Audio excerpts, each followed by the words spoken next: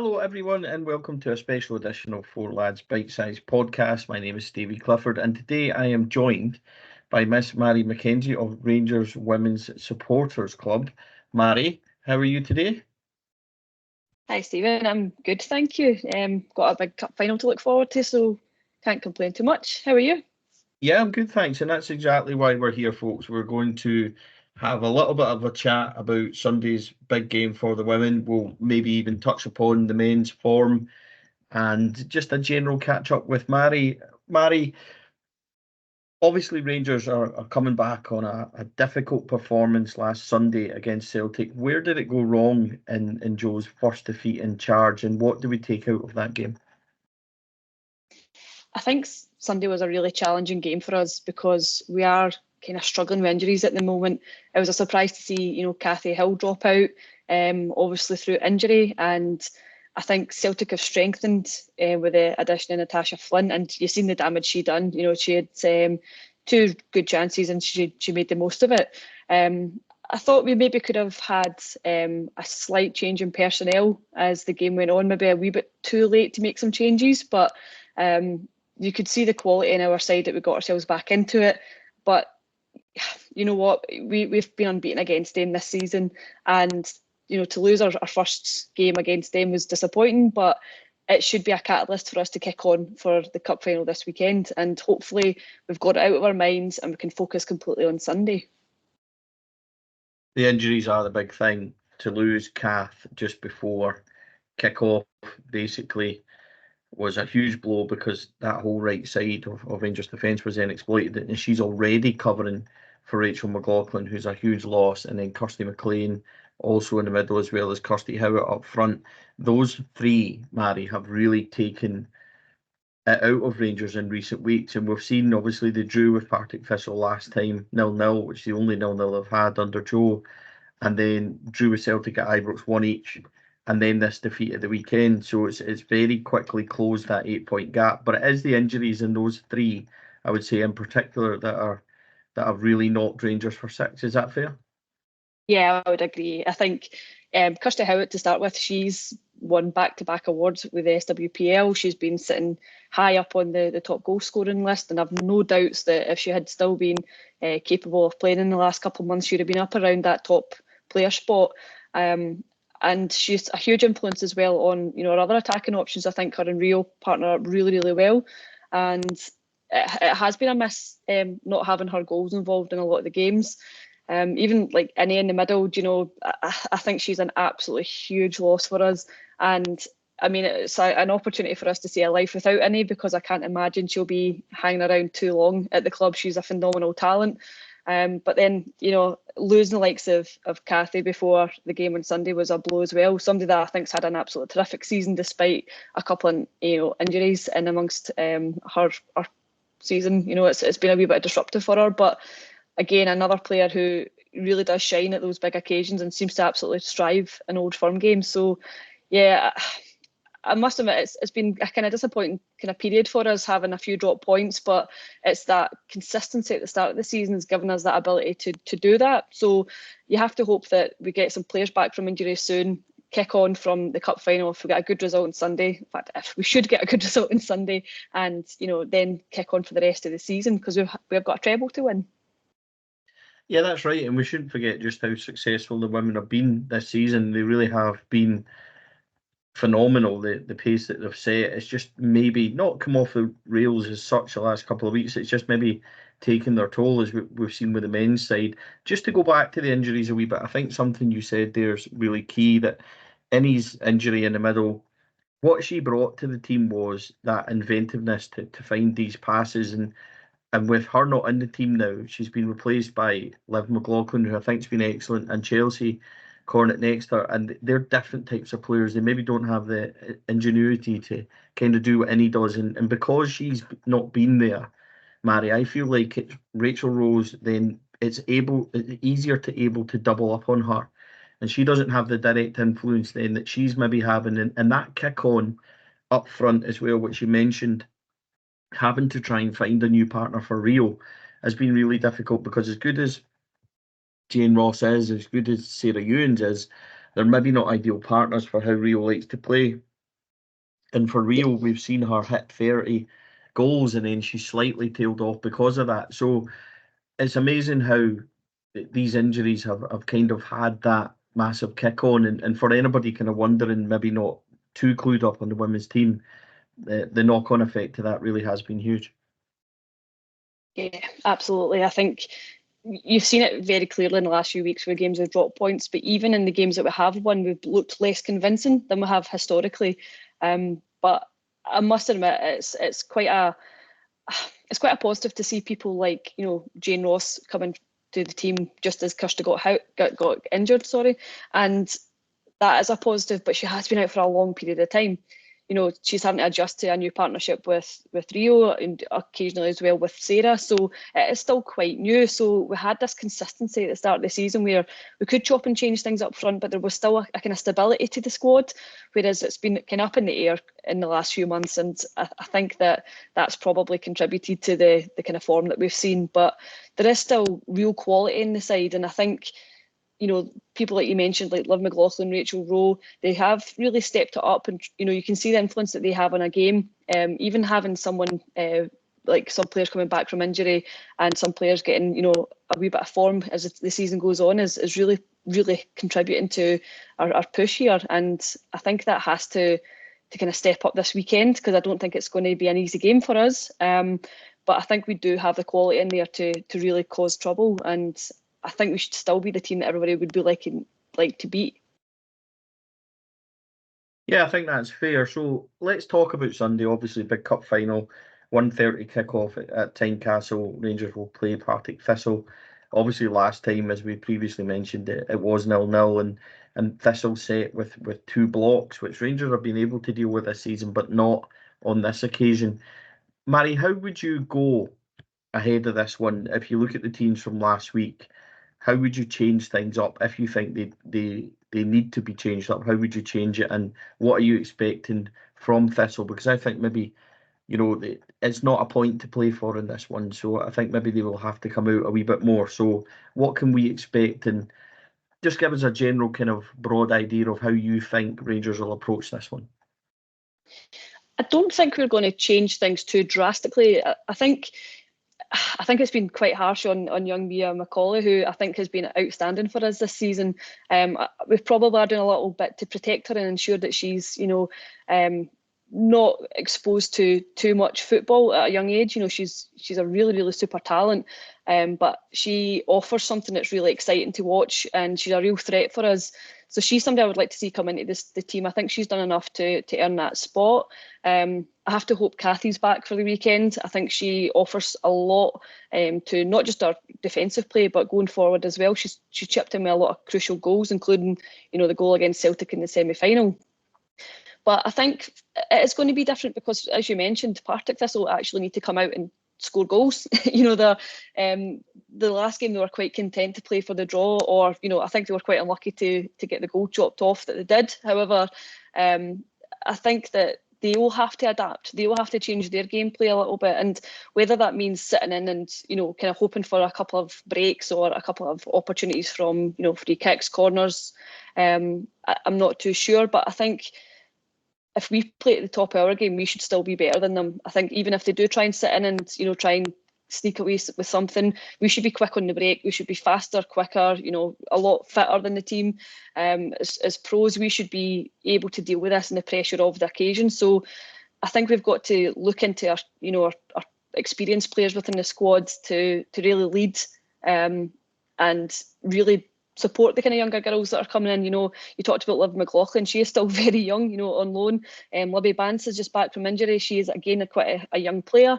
And for a lot of them, it will be their first experience of this kind of level of competition. So you have to hope that the experienced girls will really help them, and give them that confidence to go and show what they can do, because there is so much talent across our squad. And I think we should have enough on the day to be better than them. Yeah, I like that point.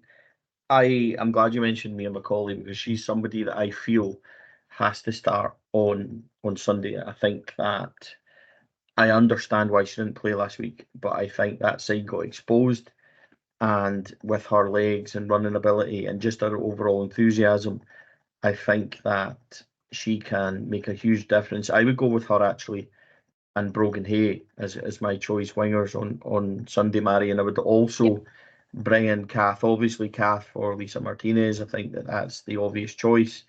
And up front, I would be looking to change that also. I'm not quite sure I have the answer. I think I would like to see Kirsty start, but I'm not sure she's going to be fit enough to maybe play the whole game. Is she fit enough to even start? I'm not quite sure. So those are the three question marks for me. I think that Chelsea, Rachel Rowe, I think that Liv McLaughlin all play in the middle. I think that obviously Nick Dock is going to partner Tess and hopefully Kath at the back. And I think the rest of the side maybe picks itself. But I think those three positions are the ones for me which are up for grabs. Yeah, I would completely agree. And I wonder if, Kirsty will be fit for the game. I really hope she is, because she has been terrific this season, and it would be a really good opportunity to get her in there. But at the same time, I think it's a great opportunity for some of our strikers as well to really, show their quality, show their ability to keep Kirsty out of the team. She should be absolutely desperate to get back in that squad with a huge couple of months left of the season. So I'm quite confident that whoever goes up there is going to really, put a shift in. But I would love to see her get back in and get match fit as well, just even for the rest of the season. She's pretty much a huge player for us, and her quality shines through, particularly this season when she started off, absolutely flying in the league.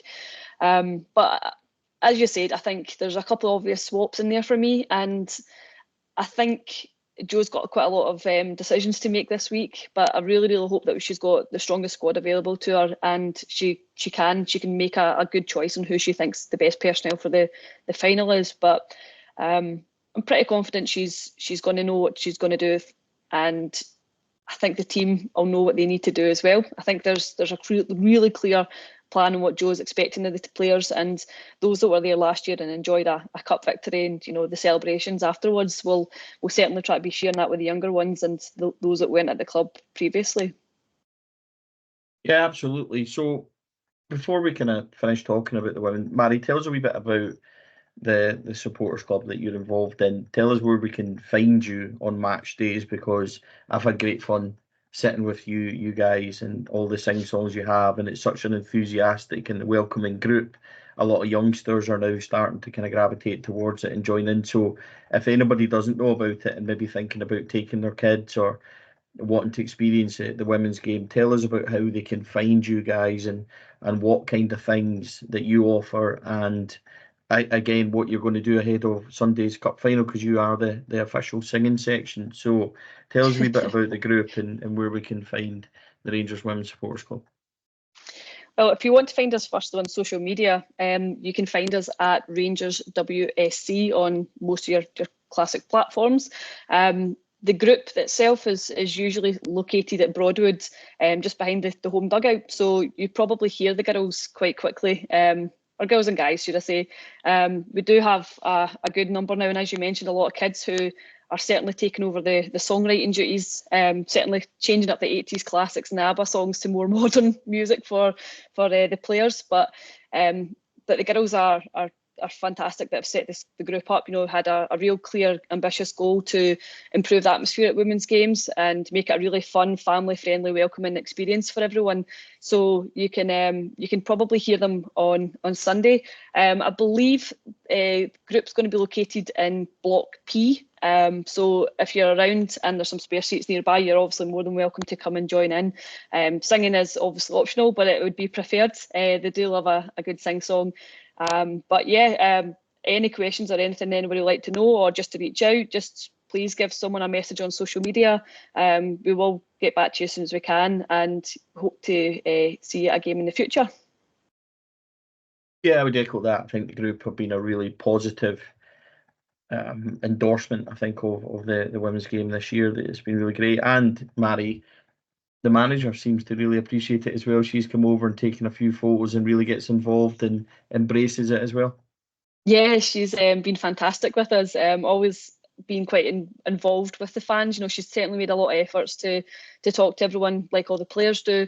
But she does seem to quite like her song. So I've heard a few comments that she's been sick of hearing it in the dressing room as well from players singing along. So it seems like that's a popular song that everyone seems to get on board with. But yeah, Jo's been fantastic, and her enthusiasm and support for not just women's football in Scotland, but for women's football in general. She's really, really keen to grow the game, and she is trying to set a standard here that the other clubs should be following, and it's really inspirational for us off the pitch as well. So yeah, she's been a great addition to the team, and I hope that come Sunday she's picking up the start of her silverware.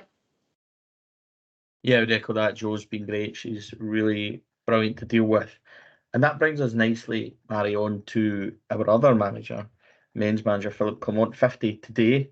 Very happy returns to the manager. What have you made of Philip Clement since he came to Rangers, and how much are you enjoying him? Obviously, you follow Rangers everywhere, yourself and Sam, very well travelled and go to all the games that you can. So how have you enjoyed the experience under Philip Clement?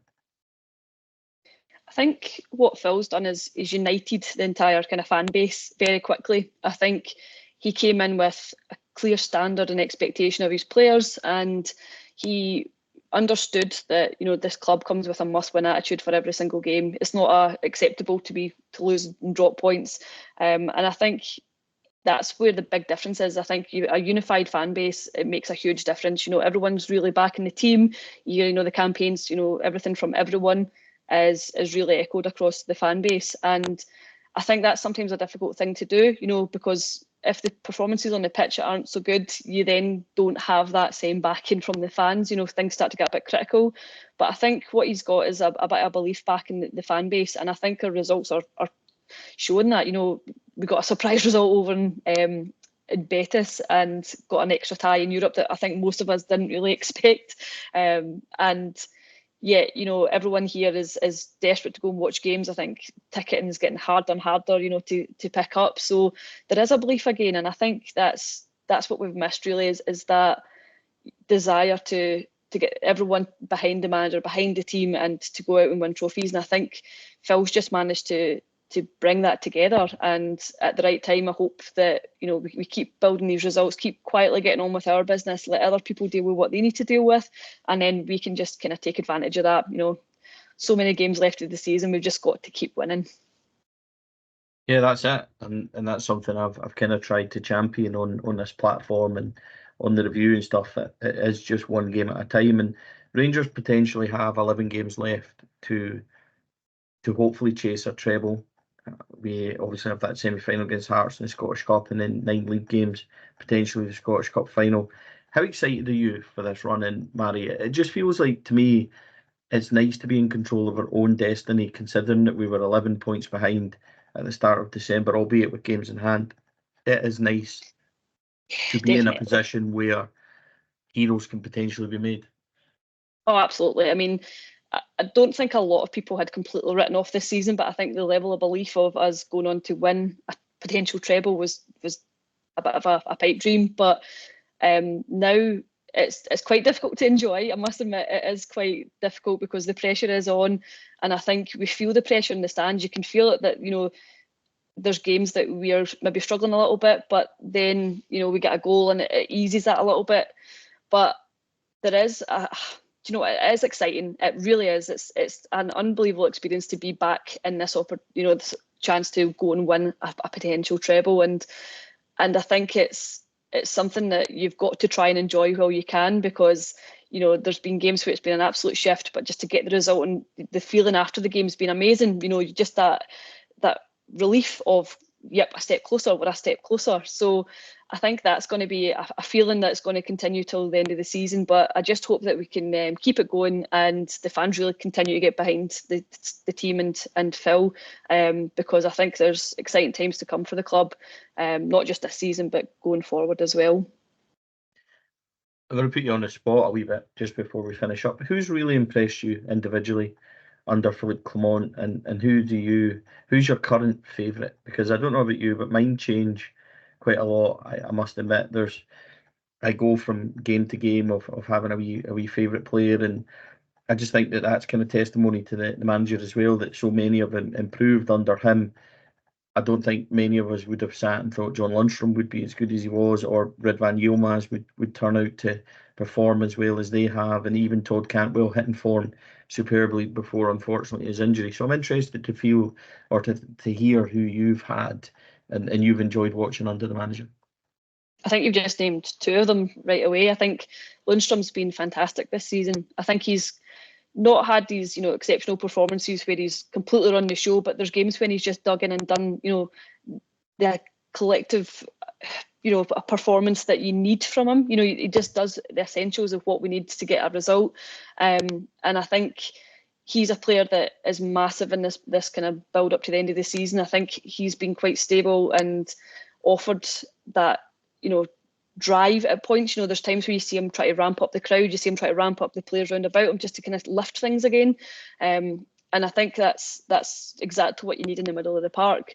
Again, Ridvan's is one of them as well, who has taken his time maybe to get settled at the club, but he offers something a bit exciting, and some of his dart and runs across the pitch is really exciting at points when maybe we're struggling, and he offers something a wee bit different to what Barisic has offered in that kind of traditional left back kind of role.